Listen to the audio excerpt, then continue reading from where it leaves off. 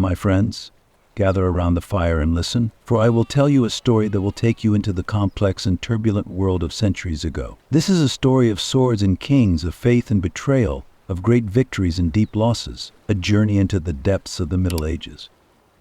I must say at the outset that this was no ordinary era. Here, not only swords clashed, but throne games were played for crowns, churches took center stage, and the fate of kingdoms was turned upside down by a few edicts. Monarchy, power struggle, the clash of beliefs. The Middle Ages, although it is often referred to as a dark period, contains great light. It was a time when people's fates were determined by divine forces on the one hand, and by the harsh realities of politics on the other. Tonight I will tell you 4 great stories, each a turning point in its own right, each an event that shaped an empire or a people, that led them to a different place in the course of history. Together we will explore the anarchy between England and France, the limitation of English royal power, the pangs of reform in the church and Muslim domination of the Iberian Peninsula. Listen to me, because these stories will show you not just a time period, but how the power and will of the people shaped the world. If you are ready, let's begin our journey centuries ago. Ah, yes, Magna Carta. This great document, which even today echoes through the pages of history books and is considered one of the cornerstones of law and freedom. But its birth was much more than a simple chain of events. Come, listen to me, and I will take you down the winding, thorny path to Magna Carta. It all started with the infamous King John of England. Ah, John. Historians call him the lame king, the homeless king, but he is best remembered as a cruel and weak ruler. King John was a man who could not carry on the powerful legacies of his father Henry II and his brother Richard the Lionheart. When he ascended the throne, the weight of the throne weighed even more heavily on him. The people he ruled hated him, even his own lords. And why is that? Because John was a man full of weaknesses, cunning but cowardly, ambitious but incompetent. His failures to protect French territory and the heavy taxes he imposed on his people brought the country to the brink of disaster. The loss of territory, especially in France, had damaged his reputation among the nobility. The powerful nobles of England lost patience with this weak rule. As the year 1215 approached, England was a powder keg.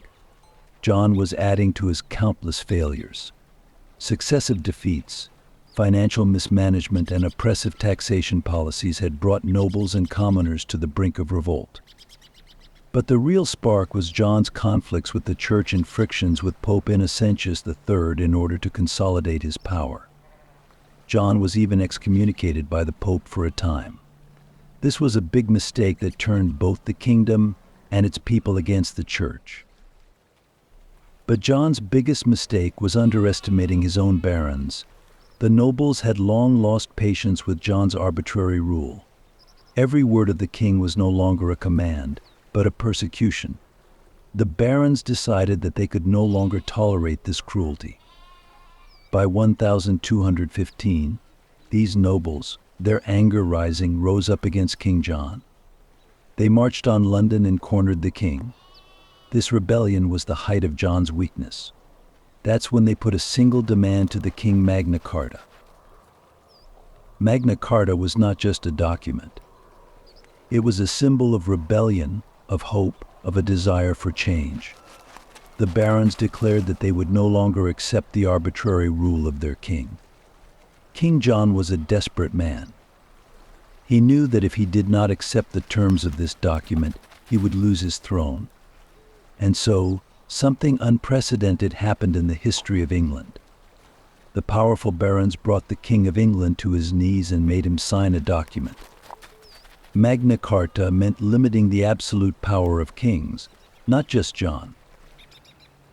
It protected the rights not only of the nobles but also of the people. No king could impose arbitrary taxes. No one could be tried without a trial, and everyone would be equal before the law. Magna Carta not only laid the foundation of England's legal system, but also inspired many constitutions around the world. But remember, this journey was not limited to King John's mistakes and the rebellion of the barons. It was also a lesson that royal power is not limitless. Magna Carta was just the beginning. It was one of the moments when people's quest for freedom laid the foundations for justice and fairness. The road to Magna Carta was one of the most turbulent and difficult in history. The courage of the barons, the weakness of King John, and the people's longing for justice paved the way for the birth of this great document. But the real issue was this was not just a piece of paper, this was a turning point in history. Ah, that great day. It was 1215, and the quiet meadows of Runnymede were home to one of history's most important documents. King John, under pressure from the barons, was reluctantly forced to sign the famous Magna Carta. At that moment, a step was taken that would change the way not only England, but the entire Western world was governed. The crowd gathered by the river had their eyes fixed on this historic meeting. No one would have thought that such a great event would take shape right in front of them. The Magna Carta was the result of the barons' long-standing anger and impatience with injustice. Throughout his reign, King John had burdened the people with heavy taxes, lost his lands and, most importantly, lost the support of the barons. The barons rose up demanding justice and freedom. When they appeared before King John, they had not just a document in their hands, they had a representation of freedom and justice. This document limited the king's powers and guaranteed the rights of the barons. But what was the content of the Magna Carta? What were its main articles? Most importantly, this document took shape as an open challenge to the absolute authority of the king. The first article guaranteed the freedom of the church. Subsequent articles protected the rights of the nobility and put an end to arbitrary taxes and punishments. No free man shall be imprisoned or punished without being convicted by law, the document read between the lines. This was the first great barrier to justice and arbitrary rule.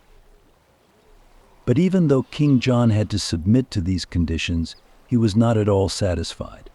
You could see the deep unease on his face as he signed the document. He actually wanted to nullify Magna Carta as soon as possible. His resistance started the moment his signature was dry. The restrictions it imposed were, in his eyes, an affront to royal authority. But John was not alone. Pope Innocentius III was also unhappy with these developments. The Pope's reaction was harsh. At the time, the papacy was an enormous power over the kingdoms, and the Pope was worried that King John's signing of the Magna Carta would weaken royal authority. So the Pope announced the annulment of Magna Carta and gave King John his full support. This was the spark for the barons to rebel again. Magna Carta was signed, but it never really came into force. But nonetheless, the impact of Magna Carta changed the course of history. This seemingly simple document would become the cornerstone of freedom and human rights for centuries to come. On that day there at Runnymede, perhaps no one would have considered it one of the most important political documents in the world. But centuries later, the echoes of Magna Carta would live on. So let's take a look at what happened after the signing of the Magna Carta. Immediately afterwards, things happened so fast that perhaps no one would have thought that this document would soon be forgotten. But Magna Carta did not come into full force. With the resistance of King John and the support of the Pope, this document was almost shelved for a while. But history is sometimes full of unexpected turns, isn't it? Because King John's life was not enough to bury this great document in the dusty pages of history. King John's unexpected death in 1216 opened a new chapter in England's future. John's son Henry III, who succeeded him, was still a child when he ascended the throne. Therefore, the government of the country began to be run by a kind of regency system. The barons took advantage of Henry's immaturity to revive the Magna Carta. Henry III's regents had to accept Magna Carta again, especially to appease the people and the barons. Thus, Magna Carta once again had an important place in the political life of England. However, it should be noted that Magna Carta was still not a document that completely limited the power of the king. Especially during the reign of Henry III, the king's powers continued to expand from time to time despite Magna Carta. In other words, it would have been difficult to say that this document created a constitutional revolution, but a spark had been lit. The concepts of liberty and justice were slowly taking root. The first constitutional movements began to sprout in this period. Perhaps the greatest impact of the Magna Carta was the first written limitation of the monarch's powers. It would become the cornerstone of constitutional development in the centuries to come. The document was a first step towards protecting the rights of nobles and commoners. For this reason, although the effects of Magna Carta did not emerge in a short period of time, they were revitalized over time and gained a permanent place in the English legal system. Especially in 1225, Henry III readopted Magna Carta in order to gain the support of the barons and ensure political stability. During this period, the document became a law that set the limits of royal rule. In other words, the king could no longer act as he pleased. Laws and customs acted as a control mechanism over the crown. For the barons, this was a great victory over royal authority. This readoption of Magna Carta also paved the way for future constitutional arrangements. The constitutional movements in England began to take shape with this document, and Magna Carta would become a symbol of freedom both in English society and in world history. Imagine a simple rebellion, and the weakness of a king would form the basis of constitutional orders centuries later. These historical developments marked the beginning of a new era in England, limiting the power of the monarchy and securing the rights of the people. Dear listeners, let's turn our eyes to medieval France.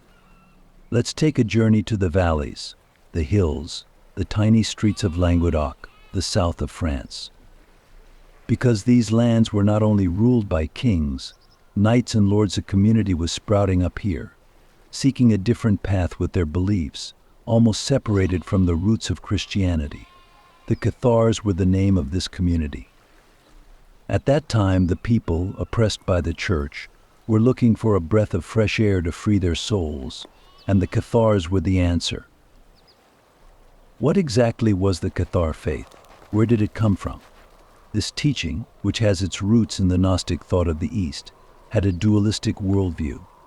The Cathars saw the world as a battlefield of good and evil. According to them, the material world was the work of evil and our bodies were chained to it. Our souls would only find true freedom when they were freed from this material world. These ideas were diametrically opposed to the teachings of the Church. For while the mainstream of Christianity held that God created both soul and body, the Cathars argued that this world was not created by God, but by a lower being, the Demiurge. This difference created a deep rift between them and the Church. In the rich trading towns of Languedoc and castles like Carcassonne and Toulouse, the Cathar faith spread rapidly. But why did so many people accept this new faith instead of traditional Christianity? The reasons were manifold.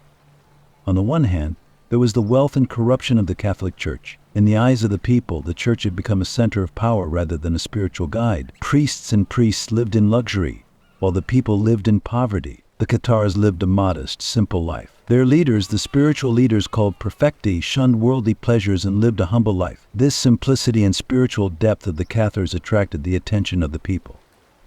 There was also the value the Cathars placed on women, which was quite radical compared to the Catholic understanding of the time. In the Cathar faith, women had equal spiritual rights with men.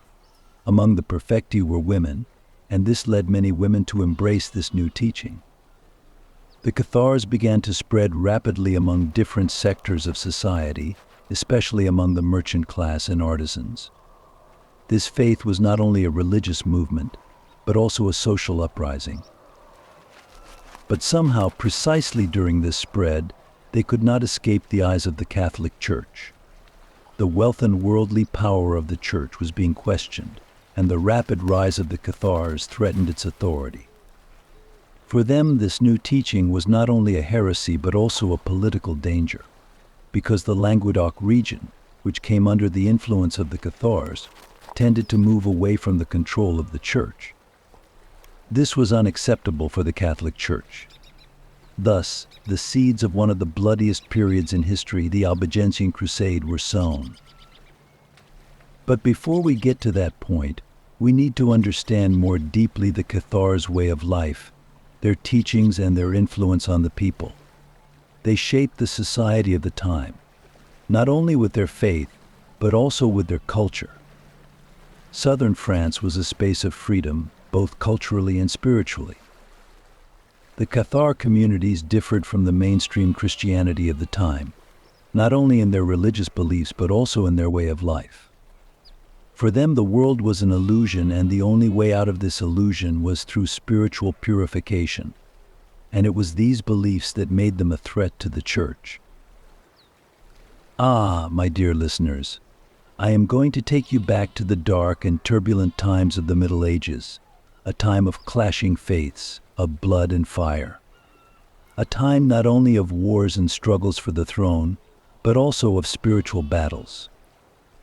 And it was precisely during this period, under the French sun, the azure skies and fertile lands of southern France witnessed a tragedy that will be remembered throughout history, the Albigensian Crusade.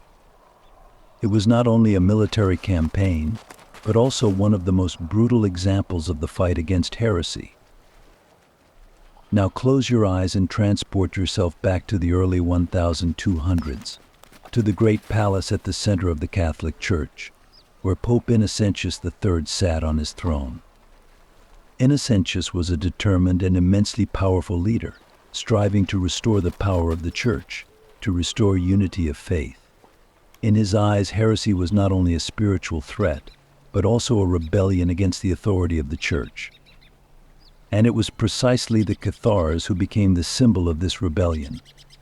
This belief, which was spreading rapidly in southern France, was seen not only as a religious deviation, but also as a challenge to the power of the Catholic Church. Pope Innocentius III decided to take action against this heretical belief of the Cathars.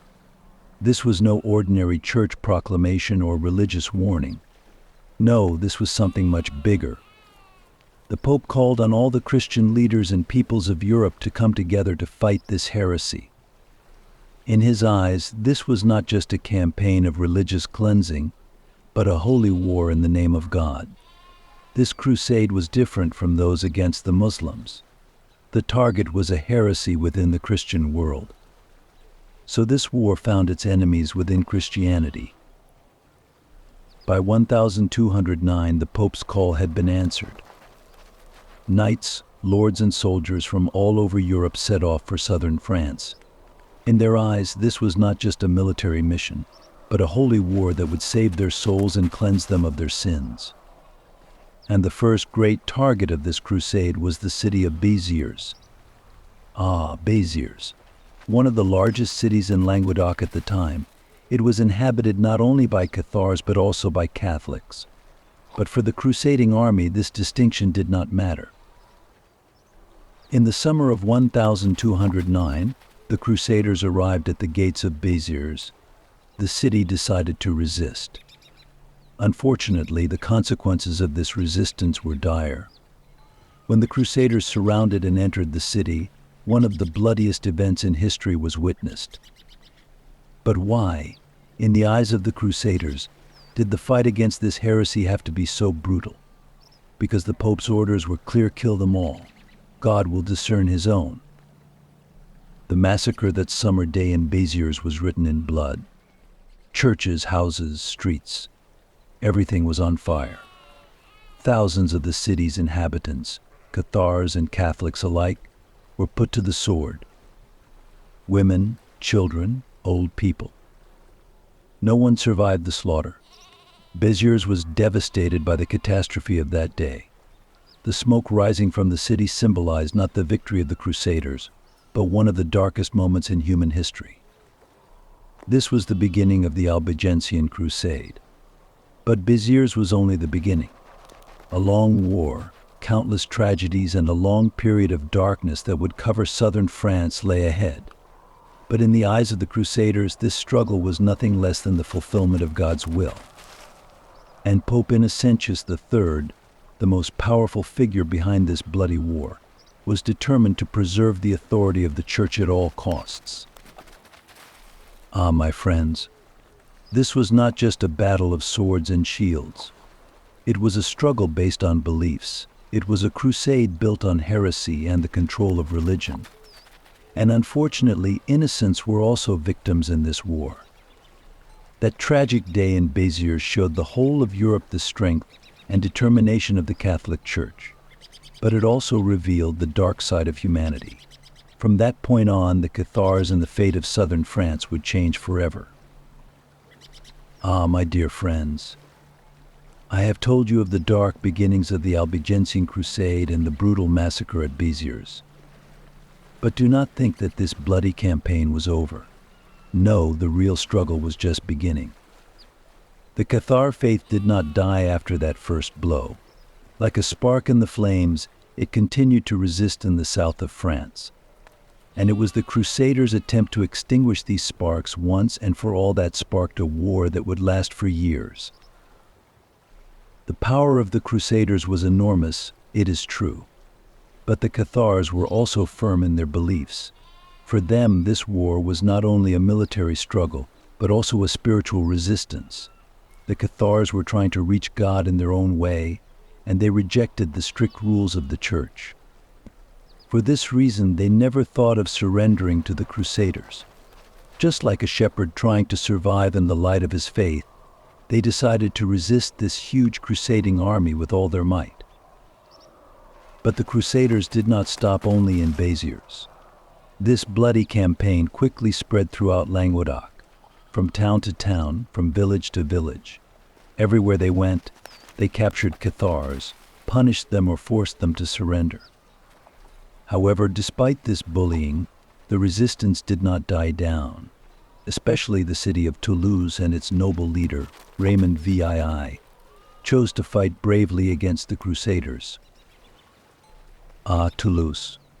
This city, then the heart of southern France, was of great cultural and political importance. Raymond VII mobilized all his forces to defend this important city. In his eyes, the fate of not only Toulouse but the entire region depended on this battle. Raymond was on a mission to protect his people against the tyranny of the Crusaders. But the Crusaders were relentless, getting closer and closer to the gates of Toulouse every day. This battle between the two sides was not just a clash of arms. It was also a battle of strategy and intelligence. Raymond VII repeatedly resisted the Crusaders, using his military genius and his support in the region. Under his leadership, the people of Toulouse stood against the Crusaders with great courage. But even though there was great resistance, the numbers and power of the Crusaders were too great. The crusade was not limited to the resistance in and around Toulouse. In many parts of southern France, Cathars and their supporters organized small-scale revolts against the Crusaders. Cities and towns turned into battlefields. The impact of this war was devastating not only militarily but also socially and culturally. The Crusaders left fear and destruction wherever they went. The shadow of war had even enveloped people's daily lives. The siege of Toulouse went down in history as one of the most critical moments of this great war. Raymond VI did everything he could to defend his city. But the Crusaders continued their determined attacks. In the narrow streets of Toulouse, fierce battles took place between the Crusaders and the Cathar resistance. Both sides suffered heavy casualties, but neither the Crusaders backed down nor the people of Toulouse agreed to surrender. In the process, the impact of the crusade deepened not only militarily, but also socially and religiously. The church structures, the religious life of the people, and the social order of southern France were turned upside down by the impact of this great war. Cathar believers began to live under constant fear and oppression. But no matter what, the fire of faith in their souls would not be extinguished. No matter how hard the Crusaders pressed, the Cathars continued to resist with the same determination. Ah, my dear friends, this was not just a battle of swords and shields. It was a battle of beliefs, of souls and hearts. On the one hand, the struggle of the Catholic Church to maintain its power, and on the other, the struggle of the Cathars to remain true to their faith. Those bloody days in Toulouse showed just how fierce this battle had been. But the war was not over yet, for this was not just the fate of a city or a region, but one of the greatest battles that shaped the beliefs of medieval Europe. Raymond VII and his brave people made every sacrifice to defend Toulouse. But this battle would bring many more conflicts and casualties. The Crusaders aimed not only to destroy the Cathar faith, but to conquer the entire region. And in the years to come, this beautiful land of southern France would witness many more bloody battles. Ah, my friends, the stories behind this war will remain one of the most painful pages in human history. Ah, Montségur, that last fortress perched atop a steep mountain, its stone walls bearing witness to the harsh face of history. I can still recall those days when the Cathars made their final stand, and the sounds of hope and fear echoed like heartbeats. These people, once devoted to a life of spiritual peace, now stood as a cornered few, fighting their last battle.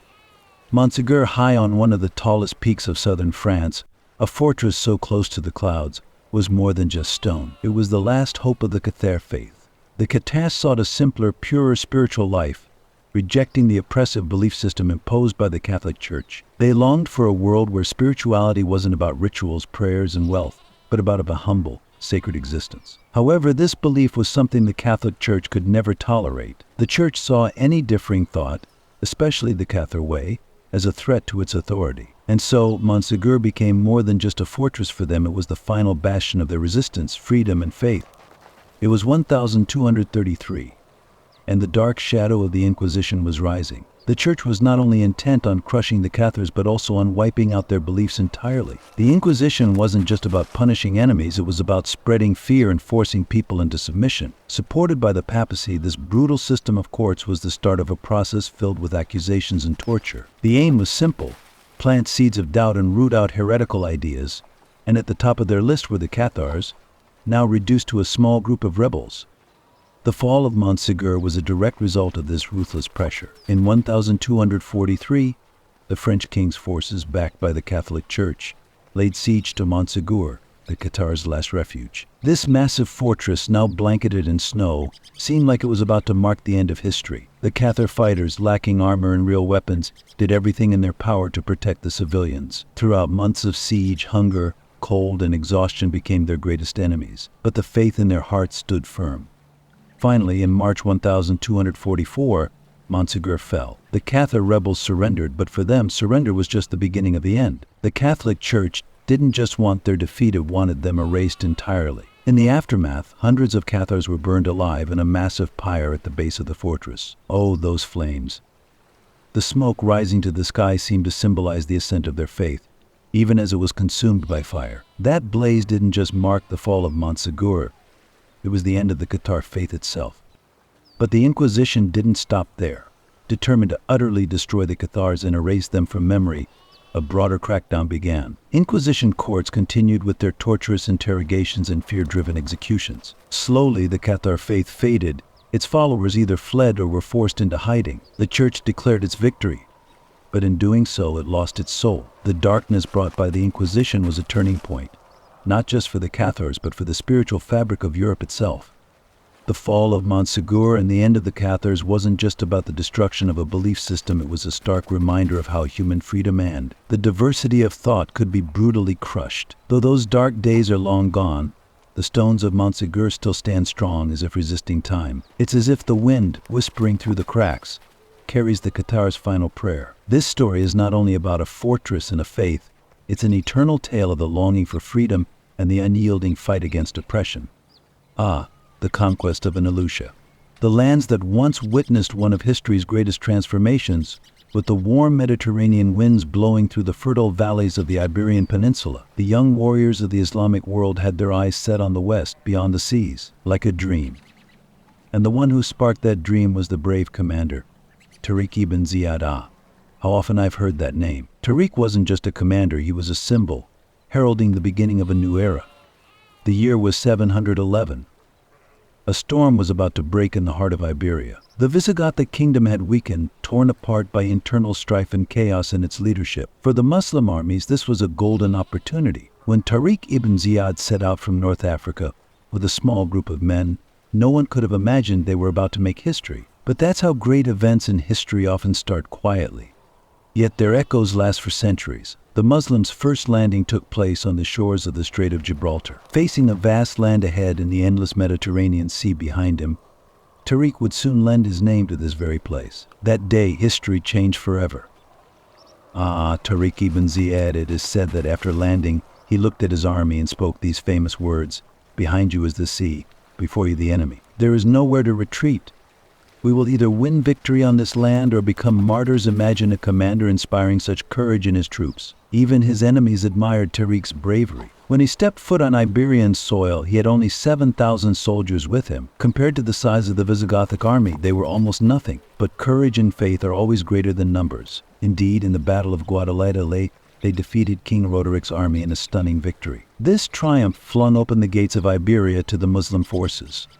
Tariq and his army didn't slow down after their victory at Guadalete. They continued advancing swiftly, capturing one major city after another across Iberia. These conquests weren't just military victories, they also brought the Islamic civilization's knowledge and culture to these lands. One by one, Visigothic fortresses fell, and the local population submitted to Muslim rule. It wasn't just war that marked these times, a period of tolerance also began. The Muslim rulers offered fair governance to both Jews and Christians, creating a system where different faiths could coexist. With this progress, the Muslims soon controlled much of the Iberian Peninsula. By 718, the majority of the region was under Muslim rule. But this wasn't just a conquest, it was the beginning of a new civilization. That civilization would rise as the Umayyad Emirate of Andalusia. The establishment of the Umayyad Emirate laid the foundation for the Muslims' long-term presence in Iberia. This state would become renowned not just for its military prowess, but also for its achievements in culture, art, and science. Scholars, philosophers, and artists from Baghdad, Damascus, and Cairo gathered in Andalusia, sparking a new golden age. Cities like Córdoba, Seville, and Granada became not just cultural hubs of the Islamic world, but of all Europe. Mosques, schools, and palaces were built in these cities, and there were great advancements in science, philosophy, and medicine. Andalusia became a place where Muslims, Christians, and Jews lived together, an example of religious tolerance and cultural exchange. But the beginning of it all was Tariq ibn Ziyad's bold landing. When he climbed the steep slopes of Gibraltar, perhaps even he didn't know that he and his soldiers weren't just conquering a piece of land. They were planting the seeds of a new civilization. My friends, the conquest of Andalusia wasn't just a victory won by the sword, it was the birth of a civilization. The Islamic world ushered in a new golden age in these lands. And today, as we continue to tell the story of those lands, we keep the legacy of Andalusia alive. My friends, we can't talk about the history of Andalusia without mentioning the golden age of peace, tolerance, and knowledge after the Muslims set foot on the Iberian Peninsula. It wasn't just about conquest. What truly began was the birth and flourishing of a civilization that enriched every corner it touched. With the spread of Islam in these lands, not only military victories were achieved, but also a time when culture, art, and the economy bloomed. The rise of Andalusia was one of those rare moments of magnificence that history seldom witnesses.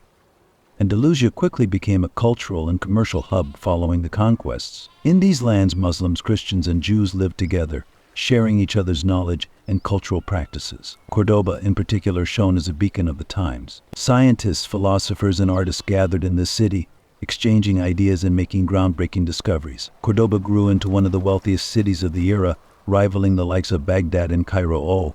To walk through its streets back then, you would have encountered artisans, scholars, or artists on every corner. The markets were overflowing with variety and wealth, with goods from all over the world. Silks, spices, gold, and silver.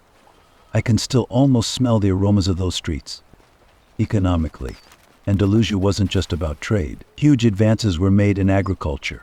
Muslim engineers improved irrigation systems, learning how to make the most efficient use of water. Orange groves, olive trees, and vineyards thrived under these new techniques. Farmers began cultivating new crops that hadn't been seen in these lands before: sugarcane, rice, cotton, and pomegranates, all flourishing thanks to innovations brought from the Muslim world. But friends, the true marvel of this prosperity was the cultural richness behind it all. Andalusia became a treasure trove of knowledge. This was the era when Muslims preserved and built upon the ancient knowledge of Greece and Rome: philosophy, medicine, Ram. Take, for example, the renowned scholar Ibn Rushd Averroes, who brought Aristotle's works to the attention of Europe. This transmission of knowledge to Europe helped pave the way for the Renaissance. Imagine, while Europe was in its dark ages, the light of knowledge was shining brightly in the lands of Andalusia. Andalusia's cultural rise also had another major aspect: its art. Oh, my friends, if only you could have seen the palaces, mosques, and madrasa schools of that era. Architecture had truly become an art form. It's hard to find a structure more beautiful than the Alhambra Palace in Granada. The intricately carved stone walls, gold adornments, and gardens filled with flowing water channels, it was like a glimpse of paradise on earth. The mosques, madrasas, and palaces weren't just religious or administrative buildings. They were expressions of art. These structures didn't only captivate the Muslim world, but they also left Europeans in awe. The art of Andalusia. Muslim artisans mastered the crafts of gold and silverwork, ceramics, and textile weaving. Carpets, jewelry, and ceramic pieces were exported across the globe, with kings and nobles vying to add them to their collections. These artistic creations were not only beautiful, but also reflected the Muslim worldview: eternity, symmetry, and beauty. And what about the music? The magical melodies that echoed through the streets, palaces, and village squares of Andalusia. Muslims brought Arab music to Andalusia, blending it with Spanish folk sounds to create a new style. Over time, these musical innovations would lay the foundation for flamenco, leaving a lasting legacy in Europe's musical heritage. The cultural and economic rise of Andalusia wasn't just confined to these lands, it impacted the entire world. While Europe was in its dark ages, Andalusia was a beacon of knowledge and art. The ideas, discoveries, and artworks created here nourished and inspired countless civilizations for centuries. And all this richness was the result of the peace and tolerance-based order the Muslims established in Iberia. Friends, Andalusia wasn't just a place, it was a civilization, a spirit, and a source of inspiration. It was a period where knowledge, culture, and art flowed freely, where people could practice their beliefs openly, and where tolerance reigned. My friends, now I'll take you to that challenging and turbulent time in Iberia, to the slow-growing Christian resistance against the Muslims ruling over Andalusia, to the first sparks of the Reconquista. During this period, the mountains, plains, and cities of the Iberian Peninsula were once again being filled with blood and sweat. The Christian kingdoms were preparing for a struggle that would last for centuries. Yet, just a few generations earlier, Muslims, Christians, and Jews had lived peacefully on this land, but now they could feel a storm brewing. It all began in the mountainous regions of the north. The harsh climate of these lands made its people equally tough. When the Muslim armies first set foot in Iberia, this rugged landscape couldn't stop them. But in the north, in what we now know as Asturias, Leon, and Castile, the Christian inhabitants never fully submitted to the Muslim conquests. Those mountains became the birthplace of Christian resistance. Especially King Pelayo of Asturias became a symbol of defiance against the Muslims. Pelayo. Perhaps a modest king, but the courage he carried within him gave hope to many Christians. At that time, Andalusia was the center of grandeur and learning. But these small northern kingdoms began to gather their strength. For the Christians, these lands were not just geographic spaces. They were symbols of their faith, identity, and heritage. After the Muslim conquests, the Christian kings who remained in these parts of Iberia were building their own resistance and kingdoms, in defiance of Andalusia's magnificent civilization. This is how the long, unrelenting struggle known as the Reconquista, or the Reconquest, began. Over time, the Christian kingdoms in the north began to grow stronger, forming alliances with one another. The kingdoms of Leon, Castile, and Aragon took the lead in the fight against Andalusia. Each one defended its throne and people against the Muslim forces. In the early stages of the conflict, the Kingdom of Leon was one of the most powerful. Once just a small mountain kingdom surrounded by Muslim forces, it gradually expanded and became a driving force behind the Reconquista. But the real power would eventually come together in the Kingdom of Castile. Castile, through its union with Leon, would become the largest Christian force on the Iberian Peninsula. The rulers of Castile were responsible for some of the most crucial moves in the Reconquista. With every victory, as more land was taken from the Muslims, The Christian kingdoms grew stronger, their resurgence fueled by their expanding territories. Kings and nobles fought not just with military might, but also with the power of religion. The church played a key role as the spiritual leader of the Reconquista, filling soldiers with a sense of holy purpose, blessing them in their mission to reclaim the land. Bishops blessed their souls, declaring their victories sacred. Meanwhile, the Kingdom of Aragon played a vital role in the east, in what are now the regions of Catalonia and Valencia, standing strong against the Muslims. The Aragonese kings were not only successful in warfare but also excelled in maritime trade, gaining influence across the Mediterranean. But we must not forget that Aragon's true strength came not from the seas, but from alliances within the Christian world. The kings of Aragon built powerful ties through marriages with other Christian kingdoms, expanding their territories. In particular, their unions with Castile would, in time, pave the way for the unification of Spain. But the Reconquista wasn't just about military victories. The Christians didn't see the lands they conquered as mere prizes. These lands were rebuilt, with new churches and fortresses springing up. Muslim legacies were either erased or transformed to fit the Christian way. It was a massive rebuilding effort. While the battles raged on, these kingdoms were also recreating themselves. But remember, my friends, the Reconquista wasn't just a military struggle. It was a cultural one as well. Though the influence of Muslim knowledge and art was immense, the Christian kingdoms sought to solidify their own cultural identity. In the territories they reclaimed from the Muslims, they began a cultural and religious transformation. Every city, every town was cleansed of Muslim heritage and rebuilt in the name of Christianity. And yet, the mark left by the Muslims was sometimes too deep to erase. That architecture, the wealth of knowledge they continued to live on in these lands. So my friends, this was how the Reconquista began, a difficult, painful, and yet epic tale. This struggle wasn't just about land, it was a battle fought for faith, cultures, and identities. Those small northern kingdoms of Iberia set out on a path to change the course of history, embarking on a journey that would last centuries. This long war waged by the Christian world wasn't merely about gaining land, it was about protecting, preserving, and recreating their identity, their beliefs, and their beliefs.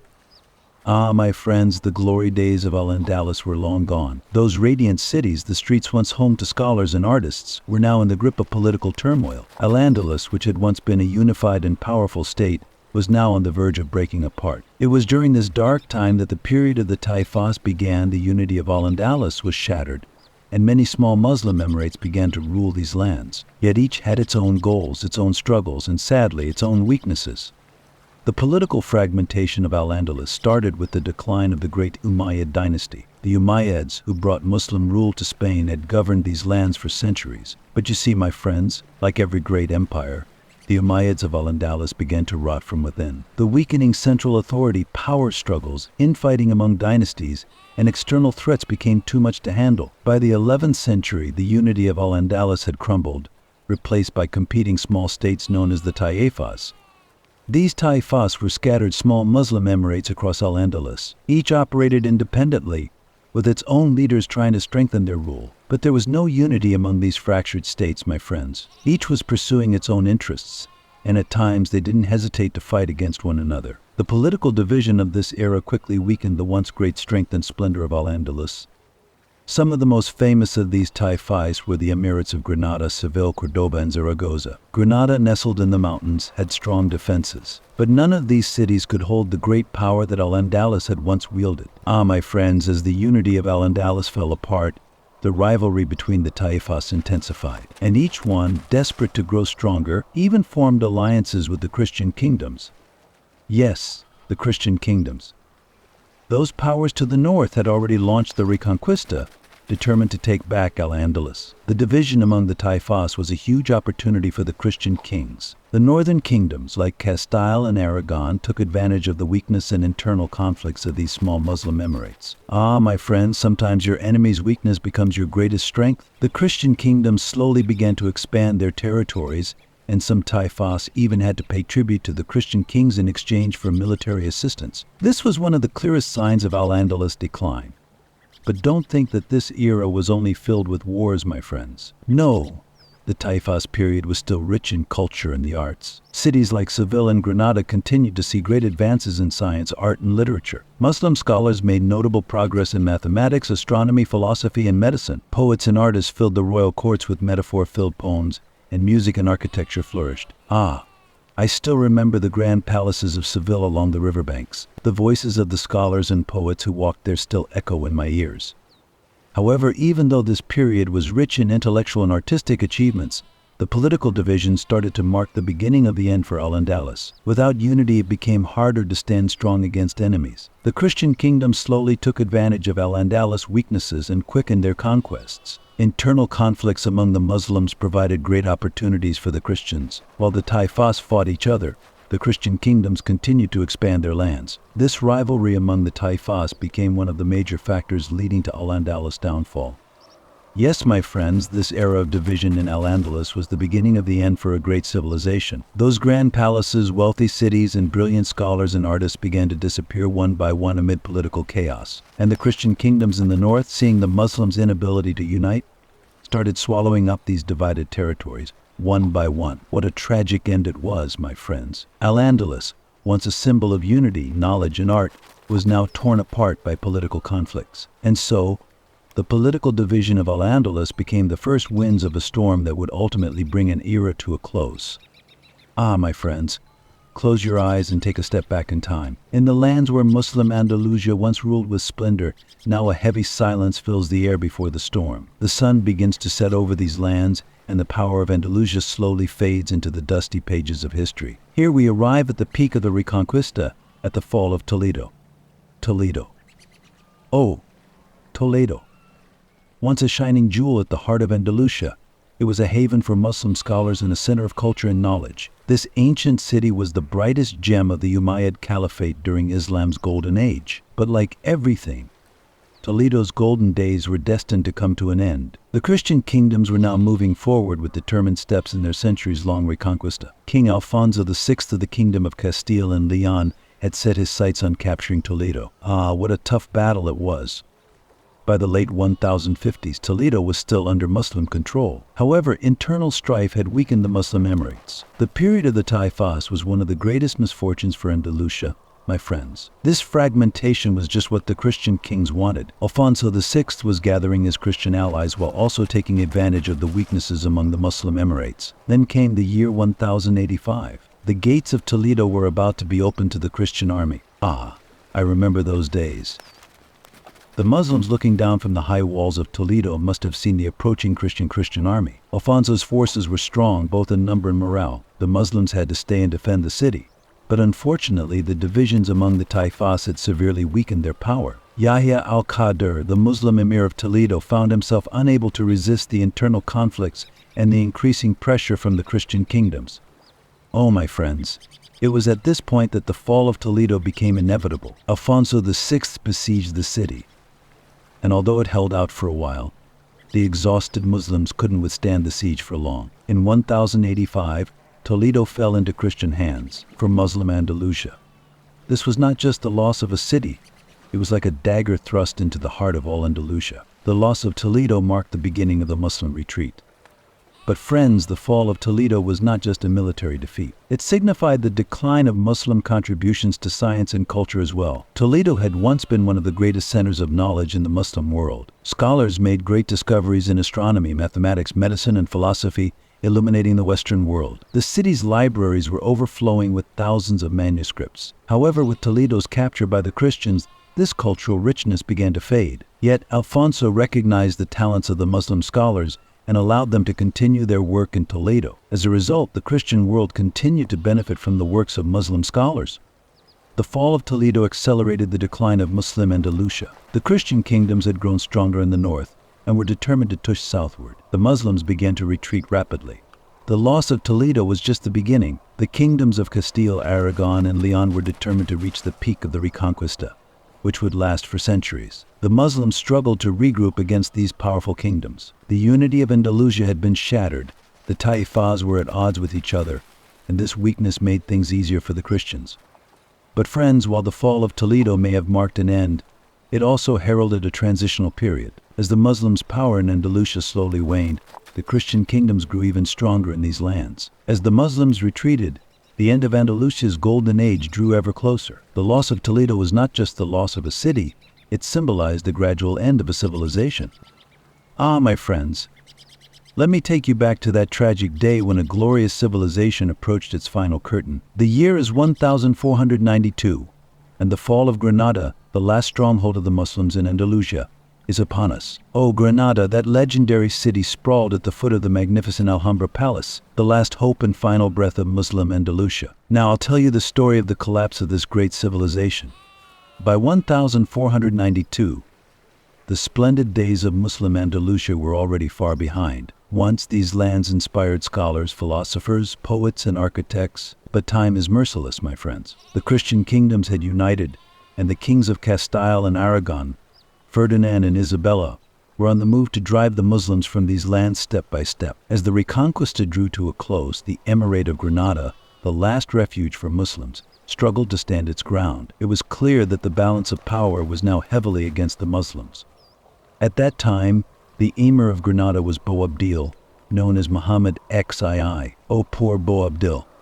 He was a young ruler battling internal strife and the relentless pressure from the Christians. Once a symbol of a great civilization, Granada was now isolated, surrounded on all sides by Christian armies. Ferdinand and Isabella's forces were strong, motivated, and determined to seize this final stronghold. The fate of Granada seemed already sealed.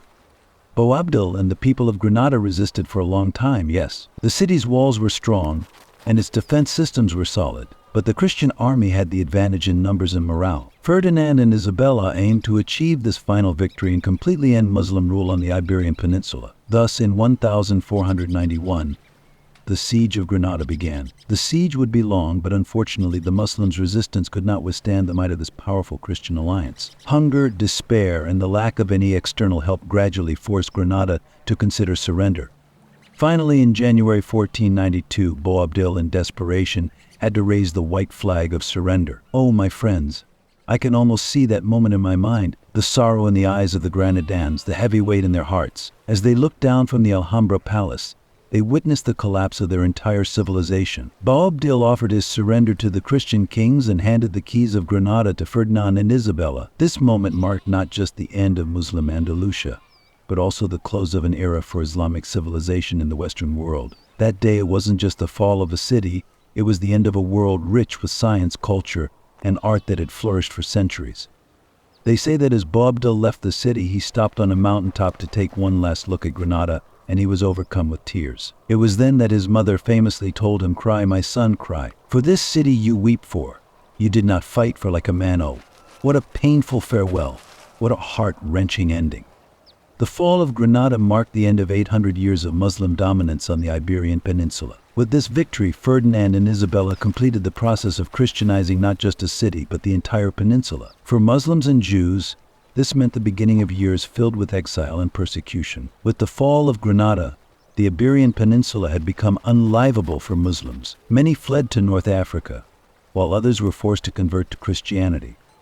My friends, the fall of Granada wasn't just the closing of a chapter for the Muslims. It also heralded a significant transformation in Europe's political and religious landscape. On that day, the last breath of a civilization was heard. The echoes of this moment resonated within the silent walls of the Alhambra Palace, forever lost in the depths of history. However, the traces and legacy left by that civilization would continue to shine throughout humanity's history. Though the glorious days of Granada have ended, its legacy lives on in all our hearts. Ah, my dear friends, here we are at the end of another great story. Throughout our journey together in this land, we've witnessed the birth of kings, the rise of empires, and sadly, their downfalls. Today, we've walked the long and arduous path from the glorious days of Andalusia to the sorrowful end of Granada. With every step, we felt the spirit of a civilization. We immersed ourselves in the world of scholars, artists, and warriors. Yet, like every story, this one had to come to an end. But remember, history isn't just a collection of events from the past. As we continue to live in these lands today, we carry the traces of these ancient civilizations with us. The echoes of voices from Andalusia, from Granada, still resonate in our ears. Every stone, every street holds memories of those days. Maybe we're wrapping up this narrative today, but every end heralds a new beginning. The pages of history never run dry for those who know how to read them. One day we will return to these lands. In another story, in another adventure, we will continue our journey into the depths of history together. Our wisdom, curiosity, and love for history will bring us together again, and we'll gather around the fire once more. For now, we'll end here, but remember, this isn't the end. New stories, new adventures await us. Take care of yourselves, dear friends. Thank you for walking with us throughout history. Until our next journey, farewell.